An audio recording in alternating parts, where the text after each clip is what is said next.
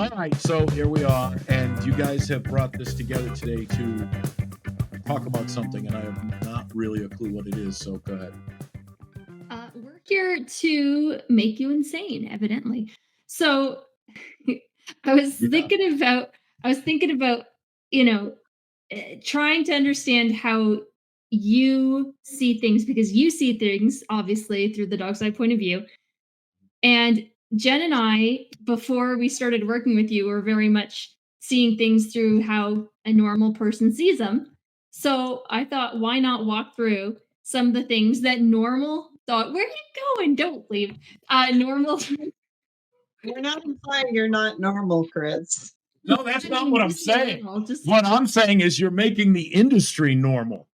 You yeah, mean the sheep, the people who follow the industry bullshit. Right. sure. Normal people. Is that And what they we're don't saying? know. I mean, that's all they've been Person taught, believes what the Every, average all right. person believes. right? Oh, yeah. All right. All right. I'll let that go. Okay. Okay. So Continue. I thought I have a list. I made a list. I prepared this time.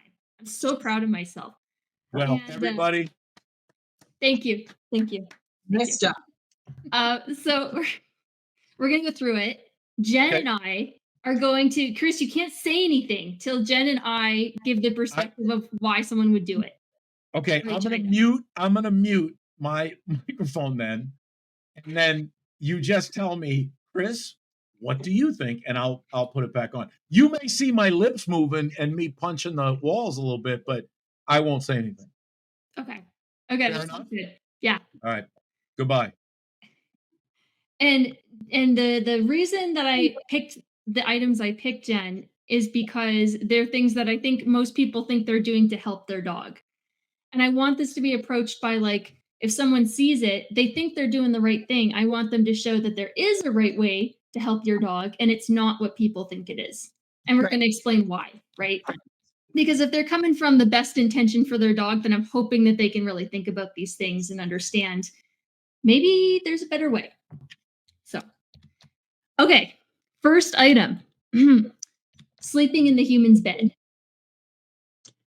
I think that's mostly for the human. I mean, to be honest with you, because I've never had a dog that actually enjoyed sleeping in the bed with me. And I kind of wish I did years ago, but now I'm glad they don't. But I think that people think that by putting the dog in the bed with them, they're getting a better bond. You know what I mean? That now Mhm. this dog is like yours. You're cohabitating with this dog. It wants to be close to you. It wants to be near you. I think for if you don't think about what because now of course with Chris we think about things differently a little bit, but I think we think that we're making the dog happy by allowing it to sleep in the bed with us. Right.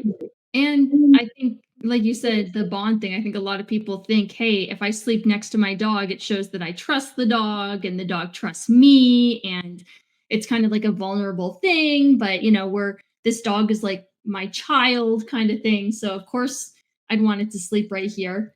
Um, I know a lot with puppies too. This is a big thing. And people do it because I think partially because the dog won't cry and people don't want to leave the dog in the crate and have it cry and wake them up. And it's kind of like an easy way to know where the puppy is, and then you feel like you're getting to know the puppy and bonding with the puppy, and it's soft and adorable. You know what I mean? Right. So, Right. And it's easier, right? Again, you mm, get back to that. It's easier because the dog's in the bed with you. You know he's not off running around chewing on your power cords or whatever and peeing on the floor. So it's a lot easier to put him in bed with you where you can comfort him and whatnot. But in the right. end, it's. I would think Chris would think it's a bad thing. Okay, Chris, you're allowed to give your opinion now. I don't like having a dog in the bed. I do not enjoy that at all. So for me, it's a very hard thing. But when you look at the dog's perspective, is the dog pampered? Is the dog dominant? Is the dog afraid? Like sometimes a dog will run. Remember, so the difference between their placemat and your bed, because I hate placemats too, because the dog thinks they own them. There's a lot of you should never have a dog own something or thinking they own something, because then they want to defend it, they want to protect it, or it's more likely that that will happen. But when you start to get into possession, like I know a lot of people who said, "Oh, I let the dog sleep with the kids because that dog protects them." Give it a year, that kid will get bit, because you're not teaching what you think you're teaching. So giving to the dog because the dog wants it, that's a bad idea. Giving to the dog because you want it, that's a worse idea. And if you start teaching the dog that its place is your king size Sealy Posturepedic with goose down and all that stuff, that dog's not going to want to sleep anywhere else. So now there's going to be, typically from the dog's eye point of view, if it's aggressive or it's avoidant or it's repetitive, like the dog just keeps sneaking back to the bed, it's because the dog's saying, no, and you're not going to do anything about it. And then the dog will wear you down and you'll give up. Probably go get an e-collar meds or call somebody and say something's wrong with the dog. It's a dog. It's not your husband. It's not your infant kid. It's not, I don't know what else you'd put in your bed like that, but I don't want to judge anybody. I'm just saying it's a bad idea because of how the dog sees it, and you'll get away with it maybe forever. But when you have a dog that connects that bed to property or doesn't want to be moved, you're going to have a problem. It's so interesting because I know, with Cindy, never slept in my bed, and then when I went even for, like, hotels and trips with her as, as a working guide dog, I put her on the ground, and I put, like, 1 or 2 of the extra pillows on there, and that's where she slept, next to the bed. Yeah, hey, hey, it was fine. And after when she started getting really old, around her retirement, I used to like be like, okay, fine, you can get on the bed. And she'd like hop up and then she'd be like, I don't like it up here. This is not right. This is not normal. And she'd get off. She did not want to stay on there. It's like she knew it wasn't her place. And that's how all my dogs have been, because I don't let my dogs on furniture. And even when I would like be like up on the bed and the dog would come in the morning and I'd be like, come up, they would like, Sam would jump up on the bed and he'd be there for like 2 seconds and he'd be like, yep, okay, thanks, nice seeing you. And he'd go. I've never had a dog that wanted to sleep in the bed with me. Yeah. But I think that's because from the beginning, if you tell them that, and then you let them up there, eventually they're kind of like, I don't think I'm supposed to be up here. So I'm with you, Chris. I think it does become an ownership thing.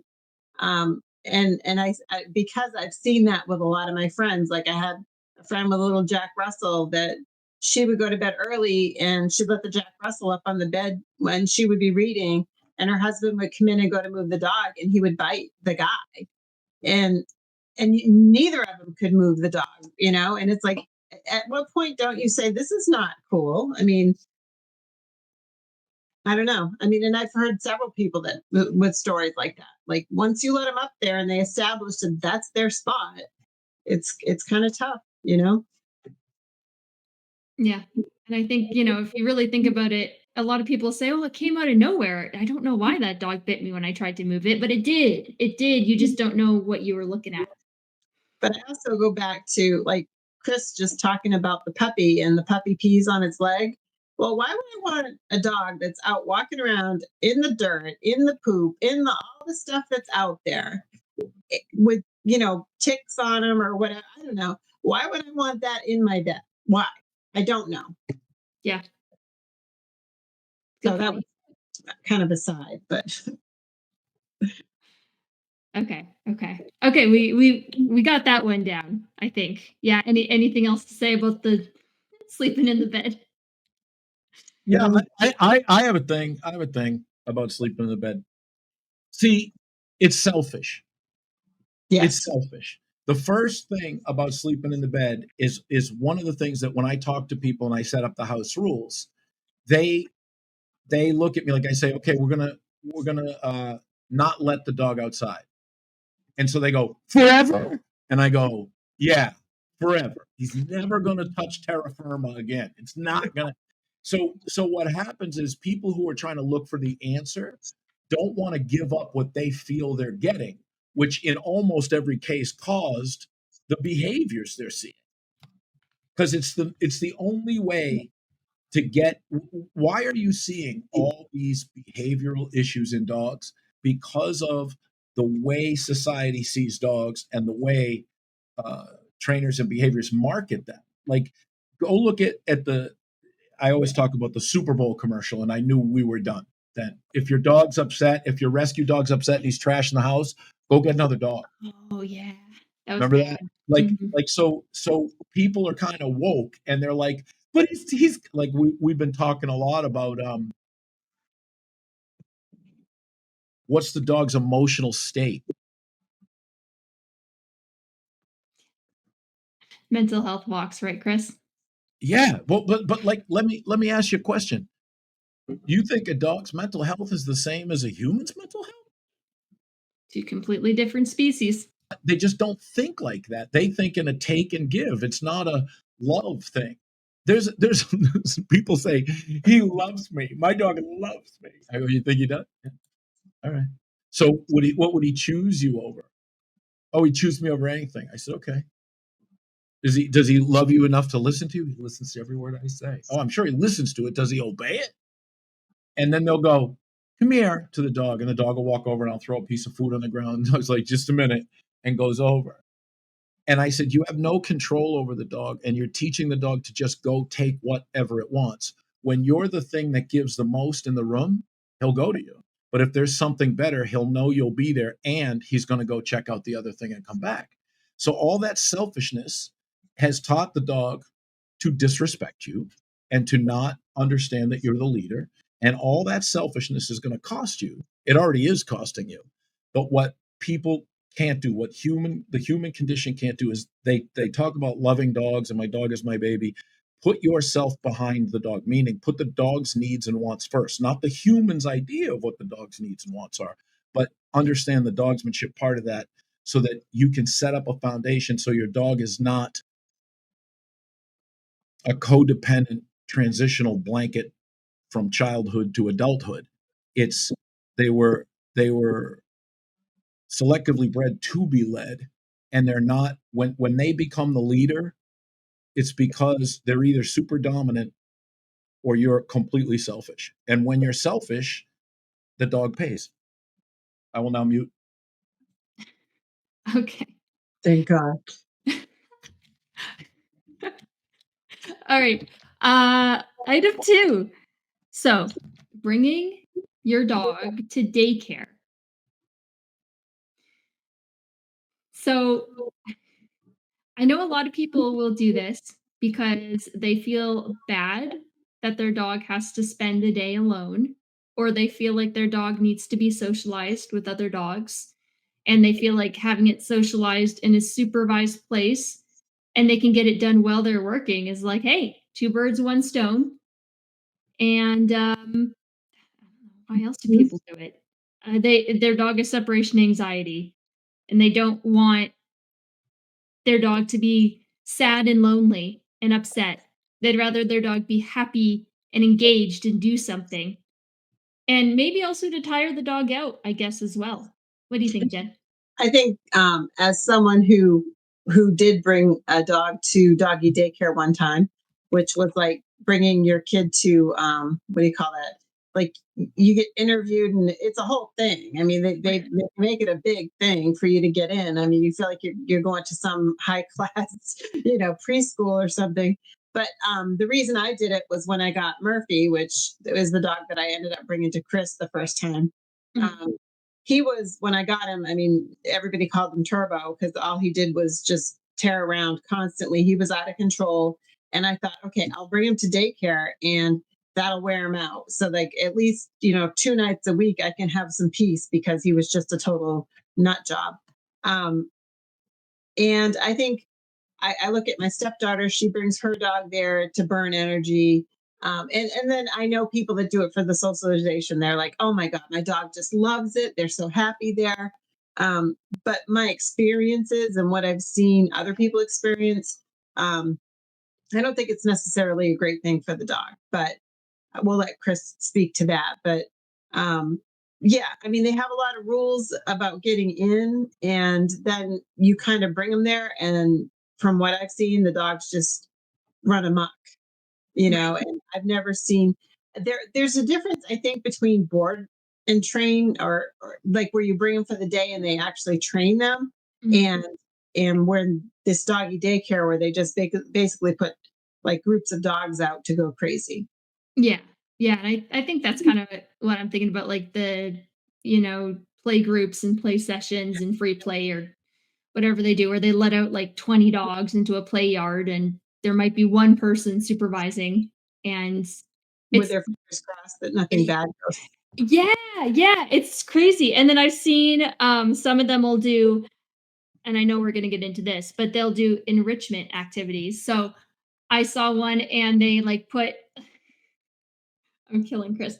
They put, like, tape, they or, like, police tape or, like, a street something like that on the bottom of the wall so that the dogs had to jump over it, and then they made it go higher and higher and higher, so the dogs had to jump higher and higher. That to them was enrichment for the dogs, and then obviously playing with each other. So, people, I think they feel like they're doing well by their dog because they're like, "Look at what I'm providing this dog. Look at all this happiness and, exercise," right? Right. Right. Yep. All right, Chris. You're on. Do I have to go? Daycares are just places like,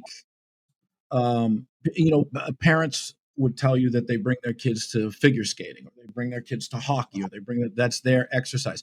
Yeah, but it's a whole different animal because the human knows what they're doing there, and they're not allowed to fight. They're not allowed to just run around and go crazy. There's structure, there's rules, there's corrections, there's all these things, but everything has to be earned in the human thing. People like to just kind of cloud that out when they think about enrichment for dogs. And what they don't understand is that when you take your dog to a daycare, a dog park, or you're going on play dates, it's a prison yard.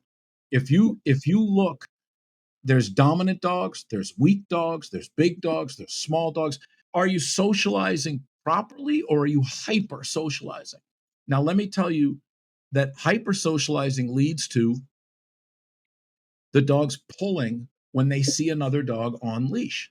If you teach them that most of the value that in their life comes from dogs and people at daycare, they pull. They don't know it's a daycare proper. They just see another dog cross. They like, there's Bob, and they go. Mm, And the person's like, oh, I don't have my treats with me, or they zap them, or they do this, and the dog is like, what the hell are you doing?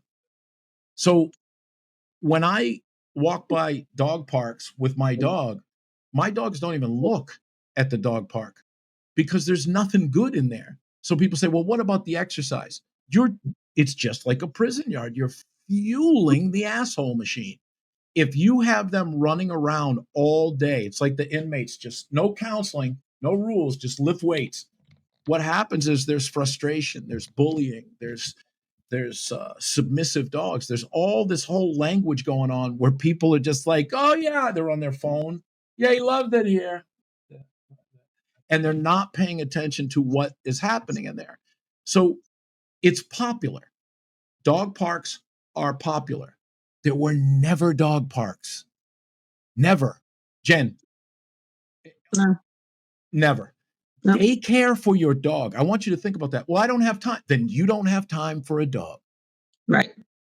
That's And it. and they do try to sell you on all their little amenity. I remember when I brought Murphy in after first I had to have an interview, then I had to have an interview with the dog, and then he had to have his own interview. So I mean, there's three interviews, but I remember them saying, okay, well, first they go to this room where they do whatever, and then they go outside for 2 hours, and then they have a nap room, but it ended up that Murphy stayed out all day because he never wanted to come in and no one made him come in. So he actually, like, because they would put him with the size dog but he was out there with the little dogs, the big dogs, all the dogs. I mean, he was just out there all the time. They wouldn't allow you to put any kind of corrective collar on him. So when you got there and you opened the car door, he would drag you to the front door because I mean, it was just insane. I took him for like 3 weeks and I was like, this is just, it's not making things better. That's for sure.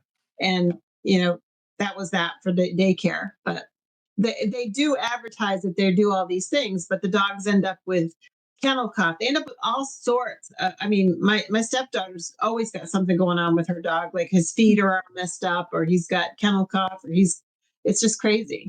I feel like if I'm honestly taking a look at it, I feel like a lot of people bring their dogs to dog daycare because of guilt or desperation. Yeah. Because as someone who dealt with a dog with separation anxiety, I knew that it was a bad idea, but I was so desperate about this dog that I was like, well, what else can I do? Right. Like, and I think a lot of people, again, because they don't think there's any way to fix it, that they're like, well, I have to do something, and the doggy daycare, the dog's going to be distracted. So it's not going to be upset. It's No, just, the dog's going to be focused all day. The dog's going to be focused all day. It's not distracted. yeah. It's focused on what it wants all day long. Right. But it plays off the desperation of the handler to an extent, saying, like, oh, you don't want to leave your poor dog at home all day. They're going to be bored. They're going to be upset. They're going to miss you. That is how completely how they advertise them. And I think it's sad because obviously it's healthier for your dog to be able to have times where they can just sleep or not do anything or know how to just settle by themselves. Like that's great for a dog, but people just don't realize that anymore. This sounds like blasphemy now, but the first thing the dog needs to learn is manners. And not that when it comes home, here's all these toys. And you ever see the video of the kids opening the boxes of puppies and just screaming? They're like, Mhm. like, stop, teach that kid some fucking manners. This is a living thing. But people have their emotions tied to dogs in a very, very deep way that is not how it used to be. It used to be that the dog's value was in how it complemented your life. How, like, if you had a sheepdog that didn't herd sheep, you didn't have a sheepdog. Right. You didn't just have it. You had it because it had to be a force multiplier. It had to do things for you. So, I mean, Sky, you certainly understand that. Of course. Okay. So if you raised Cindy with daycare, dog parks, and play dates for the first year, how dead would you be right now? Oh, I'd have been in the ground for 10 years. Used to say to people that if I walked through downtown Portsmouth with an English bulldog puppy, 9 weeks old, and I had a hatchet sticking out of my head with blood and gray matter coming out, people would go, "Is that an English bulldog? Oh my god!" That's that's how bad it is that Yeah. people just are. It's like this thing comes over them, and they cannot see logic. They cannot see why they have the problems that they have, and it's all all because you're hyper socializing your dog, hyper socializing, constantly socializing, enrichment, other dogs, daycare, dog parks, play dates, treadmills, whatever. And then when you need the control, you have hyper socialization. Yeah. What do you want me to do about that? A lot of people just want to make their dogs happy without understanding that there's a very negative consequence along with that. The world can't just be your dog gets to, I don't know, play with other dogs all day and then just come home and be a sweet little dog. That's not how dogs work. You know? The video, I play it all the time. I have it that where the door is shut to his front door and there's a ring camera on and it's from inside the house and this cat comes out from behind a wall, like, Oh, I know what you're talking about. and Yeah. then the dog goes inside. The cat moves because he sees the dog, and the dog blows right through the screen door, right onto the street, hit. And the guy goes, God damn it. That's Mhm. when you're going to pay. And you Yeah. won't know it. You'll blame the cat. You'll blame the door. You'll blame everything in the world. But what happened was the dog was never taught that it cannot have what it wants. It's never been taught to respect the threshold. It's never been taught to obey you.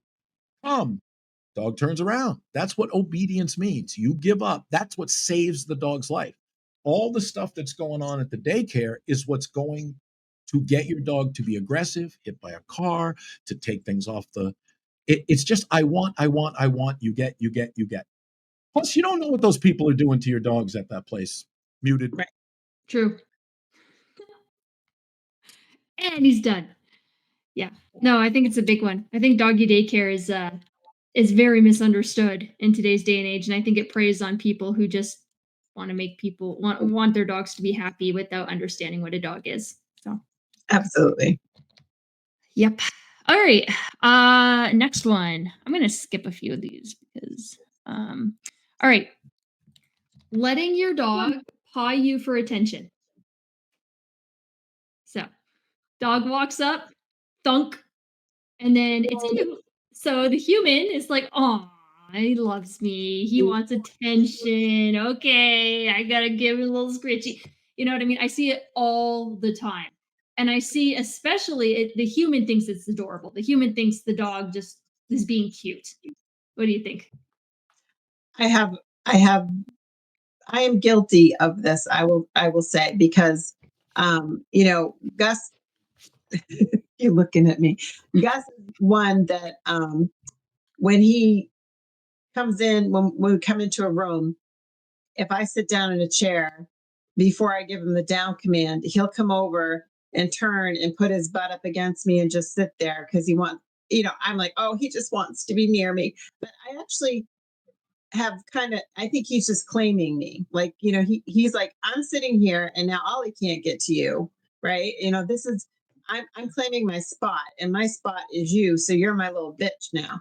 Um, that, but it's like, if anybody saw it, they'd be like, "Oh, he's so cute. He wants to just be near her." And but again, it's that whole he's given me the command, pat me, love me, and he's also getting away from like what he's supposed to be doing, which is going in a down when we go into a room. So, but I this is one of those things that I get like from the person's point of view where you feel like it's very rewarding because this dog just wants to be near you. I think that's it's not a good thing. Well, it's hard because it feels nice for you too, right? Like, who doesn't love giving their dog some attention, especially when the dog's being kind of cute? Right.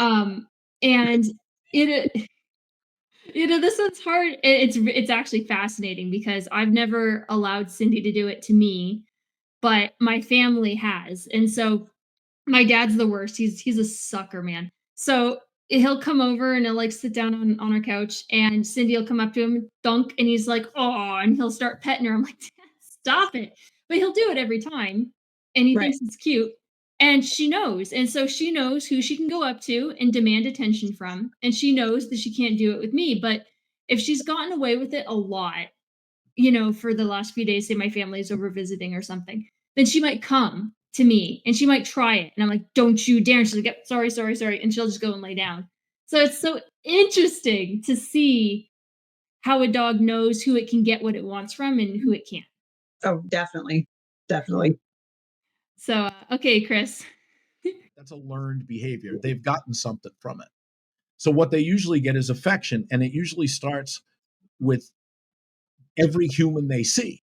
They go up, and one time it happens, they'll kind of just put a paw, and then people go, "Oh, he touched me." That's the biggest reward. The dog just got lucky, went like that, said, "Touch me," and what happened right after it? So the touch is the precursor behavior of the command, and then the affection is the dog's like, "What did I do for this? Oh, I touched them. I'll do more of that."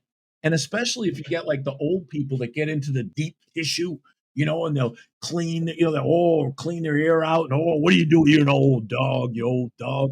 And you go, "Hey, you're gonna fuck the dog up. Shut up. They're too old. They're not gonna listen to shit. They're not gonna listen to anyone. Old people do not listen to young people. It just doesn't happen. So when your parents do it, there's no recourse. There's no recourse. You can't, you can try to tell them to stop. They're not gonna. So you have to proof the dog to not want that to be given. You understand? Like that they can walk over and touch and get something. But it won't. If you have old people in your life, it's never going to happen. You can manage it, but you're never going to get it through because they're going to seek that reward from the people who smell like Depends. So it's like that's what happens, right? They understand that. So when you got me thinking about this, I was thinking about the Schutzen Club I started in, and I didn't know dick. And I saw this guy with a Roddy doing IGP work, and his Roddy put his foot. He was just sitting here, and the Roddy went like this. He went, "Boop." And this guy, all he did was put his paw. He's sitting next to him, put his paw on top of his foot. This guy, we're all sitting there after training. This guy just starts helicopter riding this fucking dog, just fucking spinning him around, beating him on the ground like fucking mental. And I'm like, what the fuck is happening? And his wife goes, that dog put his foot on top of him. That's dominance. And I went, oh. Well, actually, what it was insecurity because the dog wanted to look this way and not miss the heel command. So he put his paw there. They'll do that all the time. You understand what I'm saying? So it's like if you're going to, like cops do it when they go up against the wall, and if they have to look at something else, they're going to keep a hand on you so they can feel your movement. Dogs do that all the time. But this dog, I was always taught, that's what I was taught the first time, and everybody agreed with him. And I'm like, I didn't see it that way because, first of all, the response was just over the top. Yeah. It's just too much. You lose the lesson. If it was dominance and he wanted to think that, and the dog put his paw on him, the dog doesn't know it was putting the paw on him. It's stupid how people see the touch. But when you do the pet me monkey, when the dog comes up and goes touch and you pet it, the dog gave the command was a minimum and you gave the maximum. Right. You stop giving it. And you'll sit there and you're so happy to do it. That's for you. So I'm reminded of the first time one of my children said the F word because we said it. And my buddy was like, that's fucking hilarious. And I'm like, shut up. Shut up. We do not want that. We do not want that validation for that. That's a grown-up word. That's a grown-up word. But when how many kids have you ever seen kids like that where the parents around are like, yes, watch him drop an F-bomb. Like, that's it. That kid's going to prison. So now what that kid will do is start doing it to get a reaction from people. Right. And when he doesn't get the reaction, they tend to get upset. So the same thing with the dog. There's dogs that go, well, I'll just move to the next person until I find what I want. And people say, oh, dogs love me. He just went through 16 people before you. You're just who's there. Right. You're just what's left, right? The dog's supposed to be given to you. You're not supposed to be given to the dog. The dog should give you this much and you give it that much.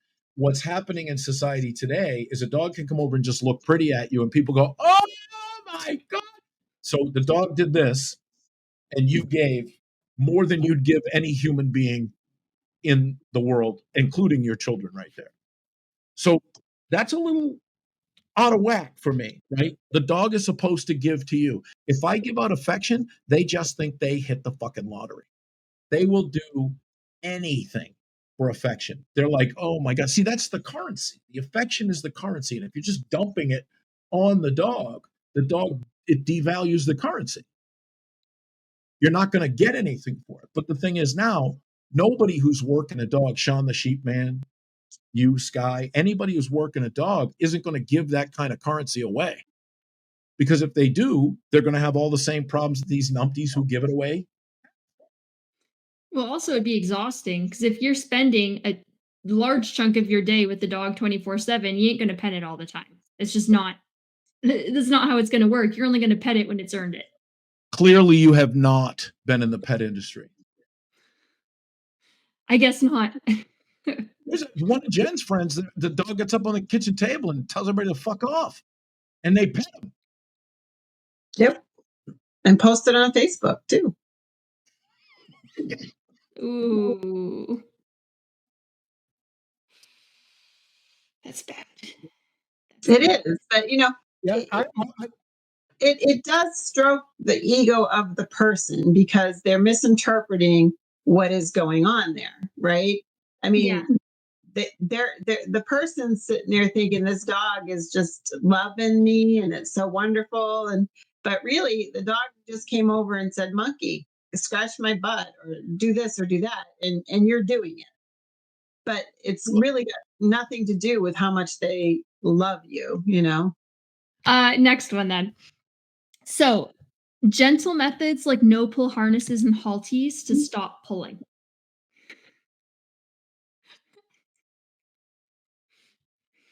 So I guess I'll jump in on this Yeah, one. please do. Um, when before BC, Mm, 2024 BC, um, which is before Chris, and pack walks, and I've taken them just on a couple.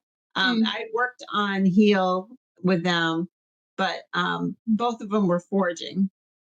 And so I went to so on this pack walk, the first thing that they wanted me to do was the food in the hand down by my side. And, so you had little sharks biting at your hand the whole time you were walking, which yeah. I don't know. That didn't work for me. But then there was this new invention-y thing that it was like a loopy thing, went over his nose and down into his collar. And so do that. And so I tried that with Ollie, and that didn't work. So then it was, we need to put the shock collar on him. But so I think the thing is, you have all of these different things, and that's what's easy for the trainers to do these days. It's like, this doesn't work, so I'll sell you this, and this doesn't work, so I'll sell you that. That doesn't work, so I'll sell you that. And then eventually I think you either run out of money or just run out of patience. And instead of teaching the dog from the beginning that their position is next to you, so that they know where you're going, they can follow your lead instead of them leading you down the road. So yeah, I Right. yeah, it's a Well, band-aid, I think. that's exactly it. It is. And, you know, a lot of people, they their dog is pulling so bad by the time they start doing this. And usually the dog's like 5, 6 months. And the dog is pulling so bad because it's never been taught not to, or it's always like gotten success from pulling to get what it wants, that you've already reinforced it. And so the dog is choking itself on a flat collar to get what it wants because I guess the reward of getting what it wants is worth the pain of choking. And so I think the humans are like, well, how can we stop the dog from killing itself, but still allow it to get what it wants on the walks? And they try to think like, what I think the marketing people here are like, what sounds good, right? Like gentle leaders and the no pull harnesses. Like for someone who's having a dog that's half killing itself, strangling itself on walks, you know, it sounds nice, a gentle leader. It's gentle. It just helps me lead the dog gently. Or no pull harness, you know, oh, it's just a harness. It doesn't go around the dog's neck. And so I think people hear those things and they feel like, well, that's a good alternative. Let's try that because it's not cruel like a prong collar, but it can still stop the dog from pulling and killing itself. And I think the funny thing is, you know, the guide dogs now use a ton of gentle leaders, ton of them. And the school that I got Cindy from now uses no pull harnesses. And it's really, really fascinating because one, the gentle leaders, the dogs are just miserable. You put those things on their faces and they just hate it. They hate their life. Yeah. I've seen dogs like buck and twist and scrape their noses bloody, and it's just nuts. And so you have that. And then you have the gentle leader, which literally, or sorry, the no pull harness, which literally has the dog twisting the front of itself, messing up its spine, and still pulling. It's like it's literally hurting the dog.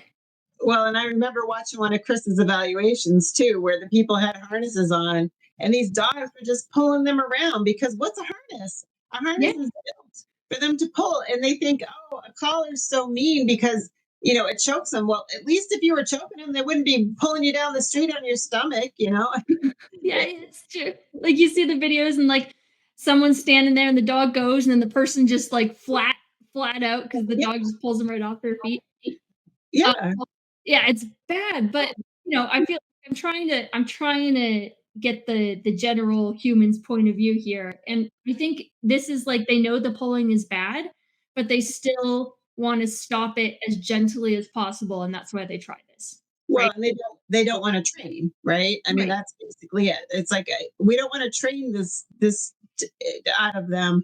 We want to figure out a way to get around training them.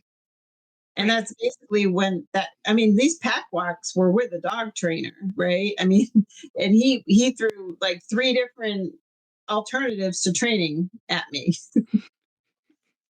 Right, exactly. It's trying band-aids, like you said, Jen, Yeah, because you're not actually getting to the root of the problem, which is, exactly. teach the dog not to pull. Right. Okay, Chris.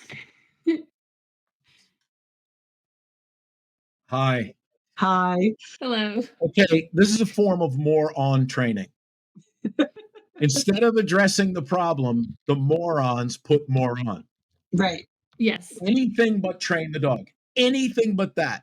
And Yep. that's what makes them feel better. It makes them feel like because a lot of people feel like their dog has very special needs. And he pulls because he's got anxiety. He pulls because he wants to see his friend. You can make up whatever bullshit excuse you want, but a dog that pulls on the leash is the dog that's going to get in trouble.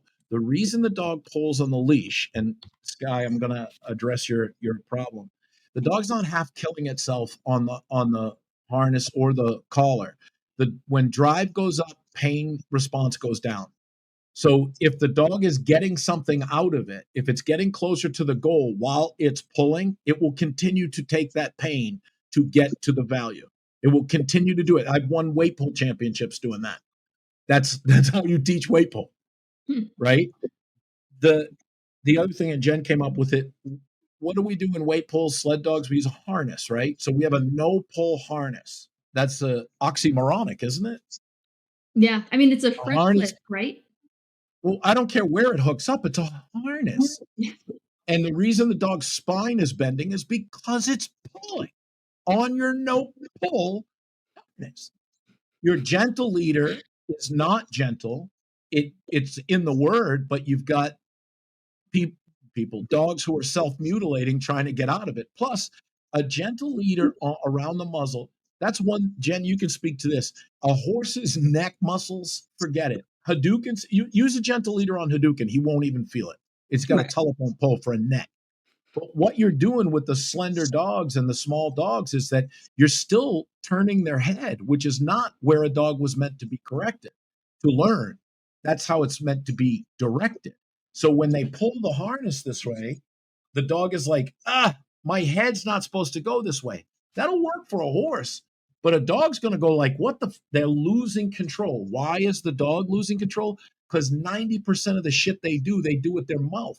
So when you start to if someone just grabbed your hands and said, come this way, you'd be like, just get off my hands, right? They want to use their mouth. They got to clean themselves. They drink water. But the problem is, they'll go, well, you condition them to it. You give them a treat and you do this. That's not what you think is happening. Restraining is the wrong kind of training. When you're trying to take a dog and make its life completely unstressful, like purely positive, you're out of your mind and you're selfish. I will now return to my cave. Yeah, it's very interesting. I think especially dog's eye point of view, looking at like what something equipment does to a dog without teaching it is just so unfair. Because all you're doing is adding pain to the equation without helping the dog understand the answer.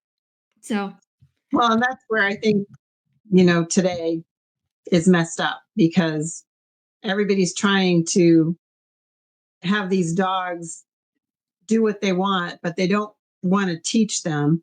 So it ends up with e-collars and they think it's the greatest thing in the world.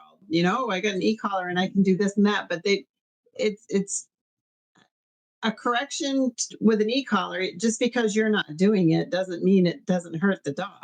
That's what I'm saying. The harnesses, the e-collars, all that stuff I don't even think it's a Band-Aid anymore. I think it's poison. I think when a Band-Aid can cover something to let it heal. Nothing's healing here. These Right. are medieval torture devices is what they are. We have to stop calling them Band-Aids Right. because Hmm. I asked someone at a seminar, I said, show of hands, how many people would love to just get an app where you can put like a Neuralink in the dog's mind and teach it obedience? They all put their hands up. And I was like, you need to all get the fuck out of here. I said, because that's look, the way people look at dogs now is the most abusive thing that dogs have ever seen, cumulatively. The pet industry is the most abusive thing because they teach the daycare and they teach the purely positive and they teach the e-car and they tell you to go to the sports and they tell you to do this. Everything that is here for dogs to do, sports and daycare, that was never there in the history of time. This has never been or these things have never been things that people needed. And now humans are living closer together than they've ever lived and trying to get their dogs to get along with everyone and every other dog with no manners and no leadership. How's that working out for you? Hmm. Going back in the box. Yeah, equipment's a hard one, and I think a lot of people don't understand when they start having behavioral problems with their dogs that you can work through it without the equipment because people are just told you need equipment, you know? There is a person who was down here who said, you cannot train a dog without an e-collar. You cannot reliably train a dog without an e-collar. And my first response was, how the fuck did I do it then? Right. You How think did people do nobody trained a dog? Right. Right. Nobody's trained a dog before e-collars. Like, people can say shit and they're like, wow, that sounds good. That sounds good. And all the idiots around them go, it does, because I agree with it. It does. Going It's back in just the a hall. lack of knowledge is what it is. People just assume that that's correct because they don't know any better and they don't know that you can. Very much so. And a little bit of stupidity because I mean, obviously. Um oh, do you guys have time for one more? That means Jen's pretty pickled, so she wants to go to bed. And so Oh if my what is it? Oh my God, it's 7:12. You missed the early bird, and you have to take your Metamucil. Chris, weren't you supposed to be muted? And not his muting is a lot shorter than it used to be. It was Yeah, and a lot longer. strange. Now Strange how that is. it's like mute, unmute, mute, unmute. Um, okay, Jen, you get to pick. Should we do exercising your dog to tire it out to help with behaviors? Or should we do comforting your dog when it's afraid of something? Chris wants to do comforting your dog when it's afraid of something. So yeah, I guess that's Because we did the other one. If you're doing that in daycare and the dog's, doing all that shit. yeah. What was But the first one, Sky? the other one's kind of like, go and throwing a ball for your dog, at home. Yeah, it's fueling the asshole machine. And the Yeah. dog's still telling you. Yeah, you're muted. Dog drops a ball, you pick it up. Just saying. Good point. Good point. Okay. Comforting your dog when it's scared. So I think this goes back to like very human behavior, right? Like you do it with a kid. If your kid's afraid of something, it's okay. You're fine. You're gonna get through it. And it's just so bad. I mean, I think it's even bad for kids if you overdo it anyway. Maybe when they're really, really young and they just like cling to you. But I mean, you're teaching them that the fear is okay. But I think a lot of humans do this because they're distressed when their dog is distressed. And comforting a dog when you're both distressed feels like something natural to humans. They want to be comforted too, probably. They don't know how to resolve it. And they think that's the only thing they can do. What do you think, Jen? I think people don't like to see their animals uncomfortable. I think people you see your dog scared and it makes you uncomfortable. So you try to comfort the dog and it just perpetuates that whole feeling because now the dog's going, oh my God, now there must be something to be afraid of. And it's funny because this is one of the things when I get back with Chris, hopefully in the next month or so to start working with the dogs is, I see this with Ollie. Ollie gets anxiety Oh, about stuff. I don't know what caused it. I think it's just part of his mental. He's a little bit off, but you know, he'll be stressed out about something, and panting, and you want to go over and be like, no, it's all right, buddy, it's all right, buddy. But I just make him get in it down and leave him alone. And but your instinct is that you could go over and pat him and calm him down. And that's my mother's like, that's what she would do, and right. it's like I don't like thunderstorms, stuff like that. The first time we got a thunderstorm when they were a puppy, I took them both outside in it. And we were just like outside, like running around, just acting like nothing's going on. Because Awesome. I've seen dogs that like hide in closets for thunderstorms, and you got to get them the thunder shirts, and you buy all that. I don't know. They you can go to the vet and get I think it's Ace or something that you give them that will relax them or whatever. I mean, you can drug them. It's they don't like to be in a car. You can drug them. It's like the dog is supposed to be there for our convenience, and all of these things just make it so much harder to have a dog and enjoy them. It's crazy. Um, but yeah, I do think it's just people putting human emotions again on the dog, where the dog's stressed, so you feel like, okay, if I was stressed and someone comforted me, then I would feel better. But I don't think it works that way in the dog's mind. Right. Yeah. And I mean, I think this is a problem that a lot of people have because they don't know how to work through fear with their dog. And I think when they're stuck, they kind of get afraid too. Yeah. Um, I mean, most people that I've talked to that have like the typical fears like fireworks and things like that, like they have no idea what to do and they just feel bad. And when Right. you just feel bad and like you have no other options, then like that's the only thing that they want to do because it's the only recourse they feel they have. I love that you took them out in the thunderstorms. That's great. That's real good. Yeah. Um, hmm? I think if you normalize it, like if you make a big deal about it, then they're going to think it's a big deal. Yeah. Um, it's the same thing with my horses. That my neighbors are all crazy and do all sorts of fireworks and stuff. And it's like I don't go out there and comfort them. I'll put them in the barn so that they don't have to be out, with all this crap flying around in the air. But I don't do anything special. It's like you guys got to work through this. It's like you're all right. I'm not going to stand here and and try to convince you you're all right. Yeah, that's funny you say that because I think a lot of people absolutely make this a superstition to the dog. Yes. And my freaking dog is so freaking stupid and needy, and that's very human of me. But the other day I was cooking something on the stove and it boiled over, so I'm like, "Frick!" And I ran to the stove all like upset, and my dog's like, "Oh God, what was Chris saying?" Strep inoculation. Yeah, yeah, that's what you need. And ever since then, my dog does not like hearing the sounds of things sizzling on the stove, and I'm like, dude, like it's like, I was just overreacting for my own reasons, not scared, but she took that as, oh my gosh, she jumped up and ran over, and now it's a big deal kind of thing. So now I force her to be in the kitchen all the time. Anyway, I mean, it's crazy how you can do that, how you Right. can create it. Right. Okay. All right, Chris, you can unmute.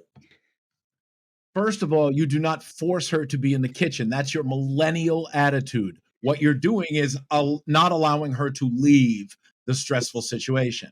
That's Because what I meant, because she's on I her know, bed. I just don't let her run upstairs. Yeah. but listen to how, like, that's what I mean. It's like it's in the wording. I force her to stay there. Mm, I think what it is you're doing what's best for the dog. So I tell the story all the time. My son's first day of school, the kid's straight up and down nerd, geek, nerd. We're on a farm in Maine. All of a sudden, he's got to go to school with other kids. He wants to go, but then he got overwhelmed. What do you think we did? Hug him and soothe him? No, the teacher, the principal, and the guidance counselor peeled this kid off my leg and looked like they were taking him like in an alien abduction. And he's freaking, and they're like, "Hey, we'll see you at 3 o'clock." Next day, he ran to that fucking building. That's Right. that's knowledge replaces fear. Pity in the presence of fear is the expectations of no growth. That means you feel bad. You don't give the homeless person money because you want to help them. You give it to them because you feel bad about where they are. That's the problem, is that when you pity something that got us to the Industrial Revolution and then we fucked them, that's pity. Pity is a killer. It's a killer because the dog also learns to act pitiful. They will begin to realize that they get much more from being scared than they do from being confident. And that is enabling. The other part of that is that when you cast your emotions onto a dog and you go, oh my God, like when the lady wanted to take the leash out of your hand because you were very mean having a dog see for you, Sky, How dare I? they've lost their minds. They're not thinking anymore. They're reacting, and pity is a reaction. That's the problem. Oh my God, I can't take it. How do you think the Sarah McLachlan commercial rescues make all their money? They make you pity. That's what you do. You throw money at pity. You don't do something to change it. You give to it because that makes you feel better, right? Like, oh, I'm going to write them a check. Okay, get in the shelter and clean some shit. Don't write the check. Go Right. clean some shit. Well, I can't, so I'll write the check. Well, that's great. But if you were in the shelter, you'd see that these dogs getting pitied is actually what's going to keep them crippled and going to keep them. But now they've reprogrammed the whole society for people to take emotionally challenged dogs. Give a person who's not in control of their emotions a dog who's not in control of their emotions, and you've now got society today. Let's down the emotion, up the self-control, down the stupidity, and let's dial up the reason. That's what I'm saying to people. And they go, you can't. When someone's emotionally out of control, and people are programmed to be out of control now, anything you do to a dog is abuse now. Anything. If a dog's uncomfortable, people are going to get upset. So you can't teach the lessons of discomfort by letting the dog get through it, giving them a stress inoculation. You are an asshole if you do that. Everything I've done with Atlas is a stress inoculation because life's coming. And when you pity and you're thinking of yourself, and when you refuse to help the dog grow in a way that's going to make it understand that knowledge replaces fear, what are you doing? We got medications now. We've got thunder shirts, like you said. We've got like all this. Let's put this mute. There's YouTube channels for dogs during thunderstorms. You crank it up. What are we doing? Well, we don't know. So before YouTube and all this medicine, how did dogs get through this shit? Most of the time, because they had to. Right. And then you get back to it. What if you're not home when there's a thunderstorm to put the music on or to put it's like you have to have a dog that can face your daily life without losing their crap. I mean, it's not Well, like just nature. right, nature. Yeah. You know, the amount of fireworks in Savannah is ridiculous. The amount of gunfire in Savannah is ridiculous.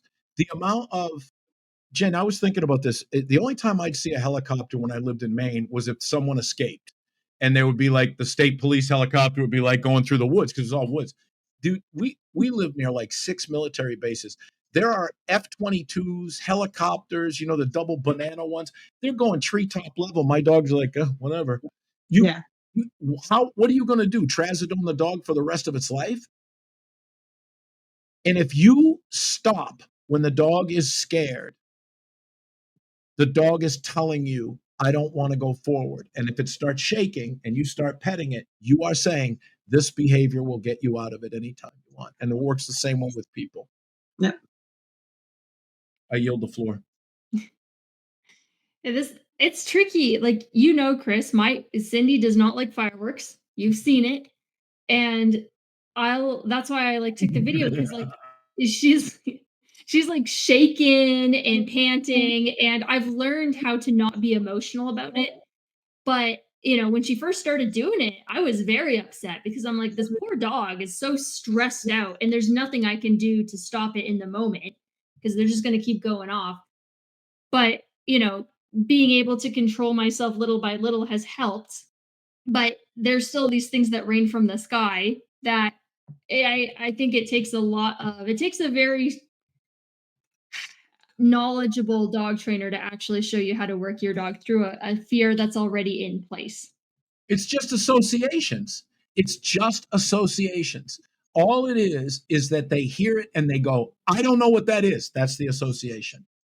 It's loud, it's sharp on my ears. It's not that it's killing them, it's that they don't understand. Sharp noises mean no. That means no. Slow noises mean yes, that's right. It's slow and sharp. When they have a sharp noise, it's not like their ears aren't fucking bleeding. It's just that they don't know where it's coming from, especially from a distance. So what I do is I start showing them what's making the noise. Show it to them, not hold them down and correct the shit out of them. Just walk around. What will happen is the dog's adrenaline dump will go.